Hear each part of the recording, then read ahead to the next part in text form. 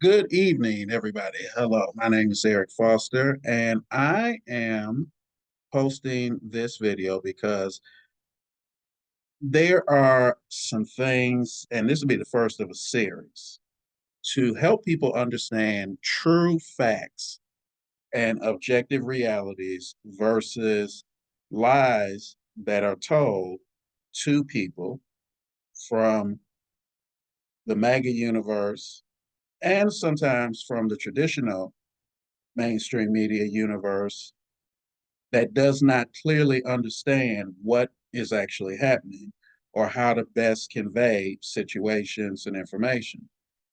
And so today I want to start with NATO and the lie that is spread by, excuse me, the lie that is spread by Donald Trump, or as I call him, the orange terrorist leader, serial sexual abuser, retiree from Florida, the MAGA Republican Party movement, and both MAGA mainstream media, conservative mainstream media, and even traditional mainstream media, and talking about how NATO works and how the funding model works for NATO. And so, to that point, I want to put it and hopefully try to make this clear because what is being told to you by him and gets applause at his events and gets applause by his supporters in Congress and other places are all lies. So, this is how our relationship with NATO works and how the structure of NATO is funded and what is our contributions to that and the fact that nobody owes us money. All right. So, imagine if, and I'm going to take you on a journey. So, imagine if you moved into a new condo development.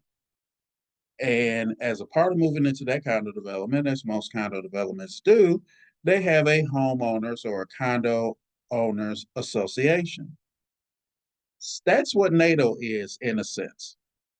NATO formed after World War II with a number of countries that were part of the Western Alliance, the US, Canada, France, Great Britain, and others, to be a shield against the possibility of Russian aggression and to hopefully prevent another major world war that would break out in Europe and then fuel across the rest of the globe as World War II did. World War One did get to other parts of the globe, but not like World War II. And so NATO is like these countries and some of their other partners all moved into this condo association. So everybody's got their own units, right?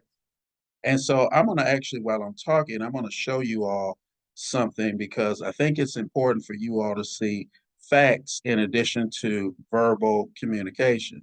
So what I'm going to do, because I'm recording this on Zoom, I'm going to share my screen so that you all can see. All right. So what I'm showing you right now is from the NATO website. This is real easy for anybody to find, including reporters on traditional mainstream media, be it if it is print reporters, if it's radio, if it's TV, if it's cable news, if it's online. www.nato.int. Real simple. And then what do? So you go into the section, once you get to the NATO web homepage, and I'm going to go to the NATO homepage so you can see what it looks like. And just think about this as you're a prospective new tenant who wants to move into this condo association. And by wanting to move in this condo association, you want to know a little bit of additional information about how it works, what are the fees, what are the rules, what are the things I have to comply by, and the like. And then what are the benefits of being in this condominium community? So this is your homepage. Now in your what we do, and this is where you get information, get a lot of good information with respect to what NATO is and how it works. I'm going to hit back because in hitting back, I want you to see funding. Now, this page was updated on February 20th, 2024 at 2:55 p.m. Eastern Standard, well, not Eastern Standard Time because they're in Europe, so whatever the time zone was for there. But NATO is funded in two buckets. There are direct contributions that pay for, and I'm going to go down here so you can see it, direct contributions that pay for both civil budget and military budget. So think about it like this. In your condo association, there's the fees that you pay that help with the administration, the condo board administration. It helps represent the whole community on tax matters and matters with the county boards or with the municipal governmental bodies or even with the state bodies. And so that's your SIP. Now, your military could be, in terms of this component, like what you would pay that helps contribute towards the security, the little car that rides around with the yellow flashing lights and it's got that weird sign on it that looks like it might be a police car, but it ain't no police car, it's a security guard car. And also your snow plowing if you're up north, or your restoration services if you're in hurricane zone down in the south. So that would be your military contribution in terms of the military section of what NATO is and how it's funded. And so every member pays a percentage into the full fund. So the full fund is 3.3 billion for NATO's annual budget and programs. Okay? Now, check this out. So this is how much each individual nation that's a member contributes. And it is proportional because think about it, going back to that condo association. So let's say you have a condominium unit that you can buy where the condo unit is 5 bedroom, 4 bathroom, 5,000 square feet condo versus someone buying a 1 bedroom, 1 bath, 1,200 square feet condo. There's going to be a different fee associated with that. And so it's the same thing here.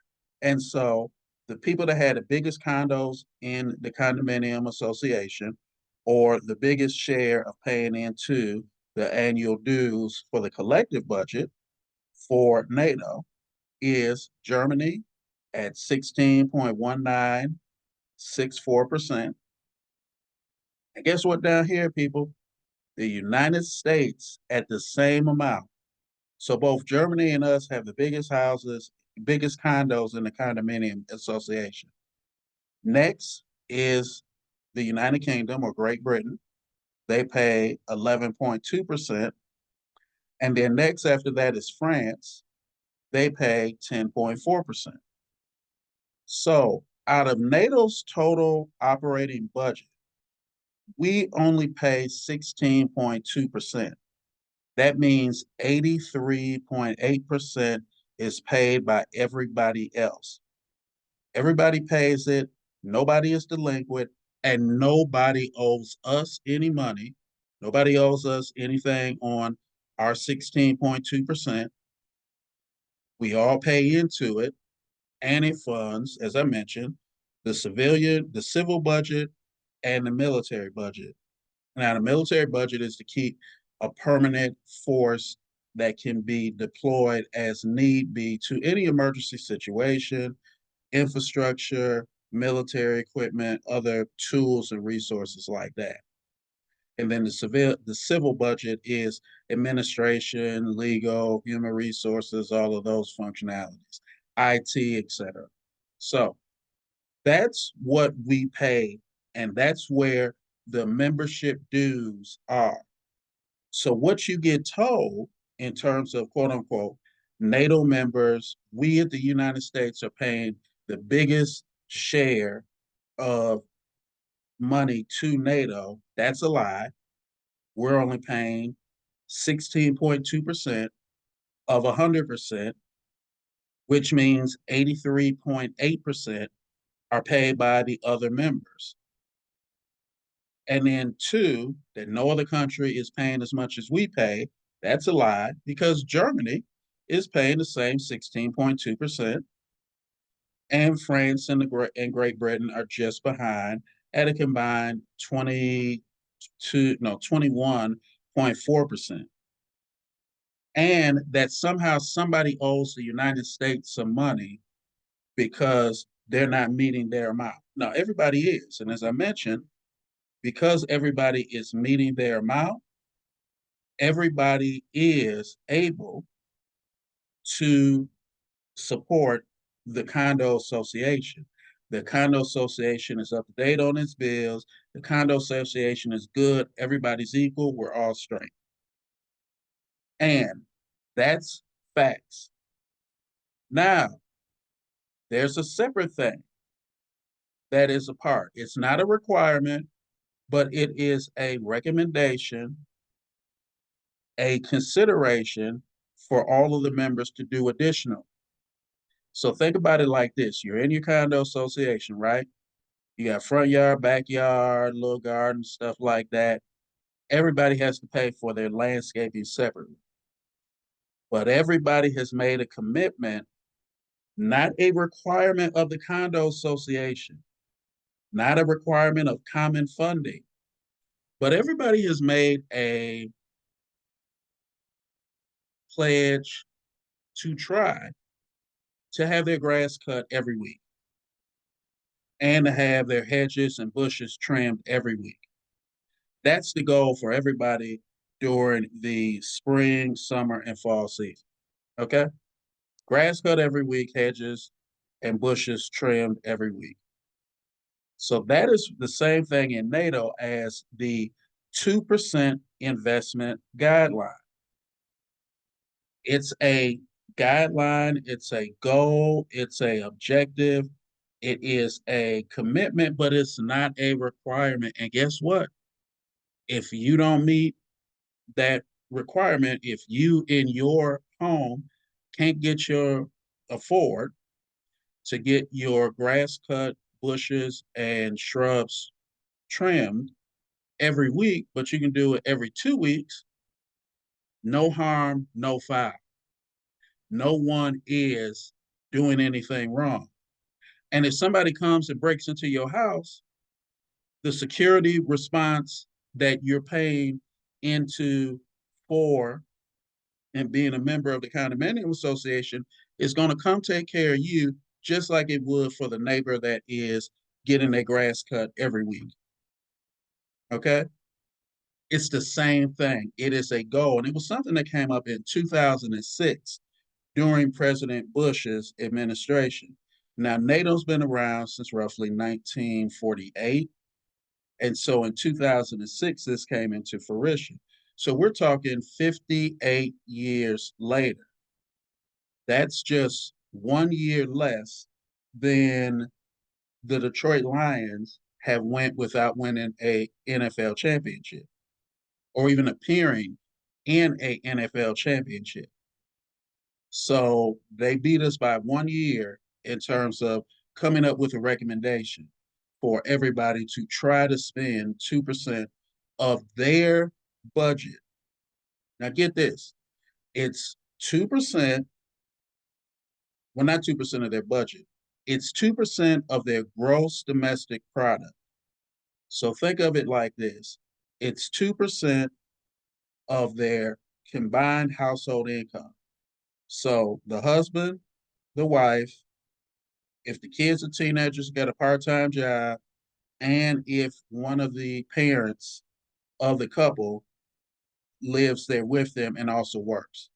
So it's 2% of the total income, total revenue generated in the country, GDP, all of the revenue and income that's generated in the country. Same thing in the house. Husband and wife working, two kids that are teenagers, got part time jobs, and a grandparent is living there and working a part-time job. So now everybody's money is pooled together, and the expectation is you're going to be able to pay to get your grass cut every week. That's the commitment that you're making, the minimum that you're saying you will try to do. But not everybody else will be able to always meet that goal. And it's not because people are slipping or people are lazy. And it's not because people are quote unquote, well, we don't have to do it because the US, Germany, France, and Great Britain, they're in the biggest condos in the condominium association landscape. So can't they just pay for everybody else to have their grass cut once a week? No, that's not how it works. No one is relying on the biggest ones that pay in separately for dues to actually then take care of goals that all of the members have pledged to do. Because the goals aren't mandatory written contractual requirements. The dues are. What goes towards the common funding for civil and military budget, that's required. That's contract. That's been since the beginning of NATO. That's like your fees when you decide you're going to buy that condo unit. So that's locked in. The goal, the commitment, the minimum pledge of 2% of your total gross domestic product income or 2% of your total household income going towards cutting your grass or investing in your own military spending inside your country, in your house, for how your military is going to be built or how you're going to build things and lay out your rooms inside of your own house. That's what we're talking about. That's what you're being lied to about by Donald Trump, MAGA media, MAGA Republicans, and then also getting misinformation from traditional media because they're not going here to be able to explain it to you the way that I am. And then they're not putting in a easy to understand analogy, such as living in a condo association or any other sort of homeowner association where you pay dues as a part of being in that particular community. And those dues are paid and get services rendered or services provided for the residents that live in that area. And then you also have other expectations that are not mandatory, but are expected that you will try to do. They come later in the time that you're living there. So, but if you don't meet your expectation, if you can't get your grass cut every week, you can't get your bushes and hedges trimmed every week, no one, you don't owe anyone anything. And no one else has to spend their money separately to then come in and pay for your grass to be cut every week. That's not how this works.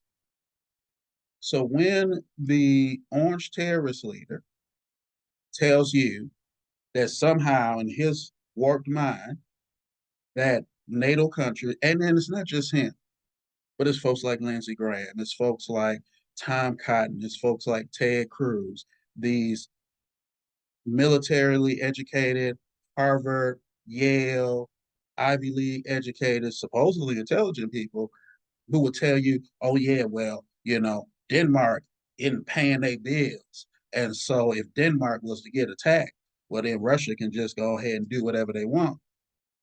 That's a lie. Denmark's paying its bills. Denmark's paying its percentage every year towards the common funding, just like we are. And that common funding is based upon size of the country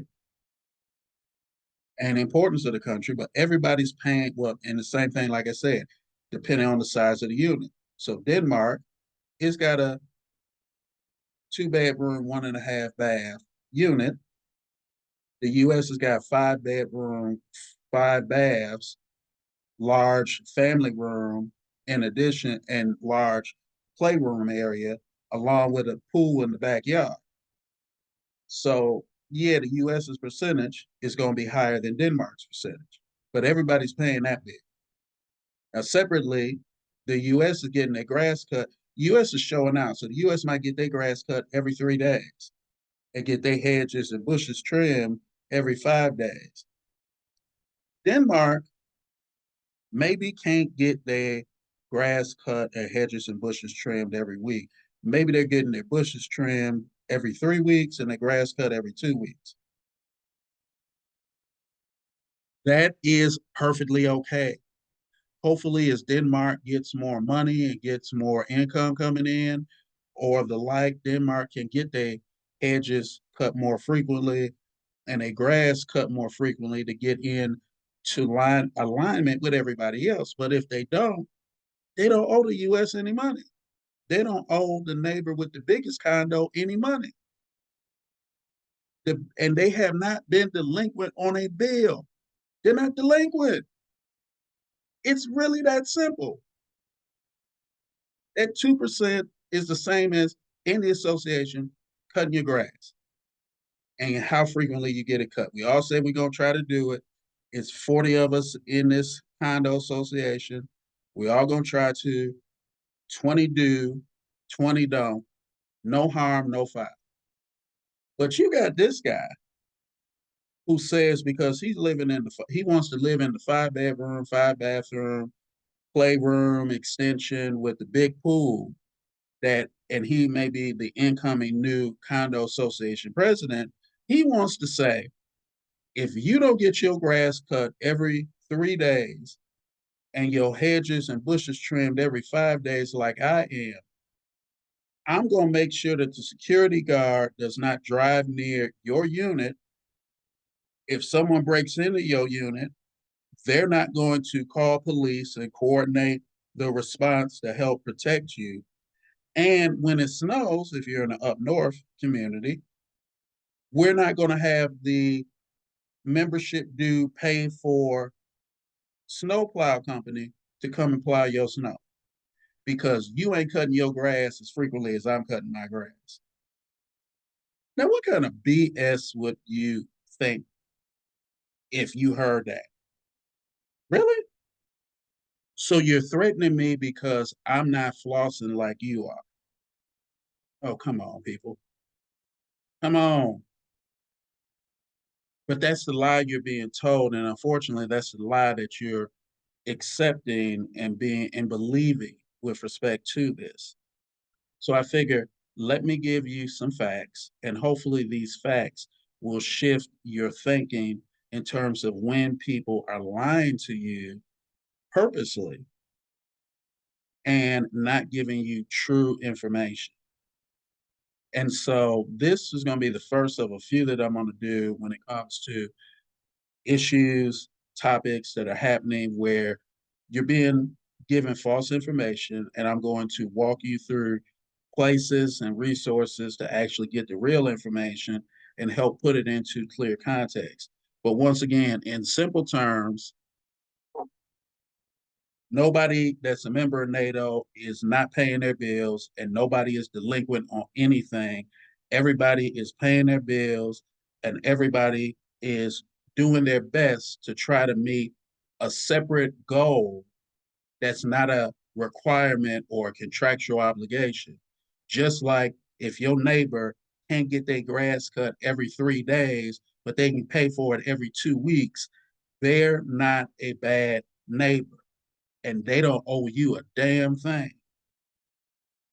Don't believe the lies, get information, and don't listen to people who just make shit up. I hope this is helpful. And next, I'm going to come back and do one when it comes to the 2020 election and the lie that states didn't follow the US Constitution. Every state did follow the Constitution as well as their own state laws. And I'll walk you all through that in another video. All right. Hope y'all have a blessed evening. Thanks.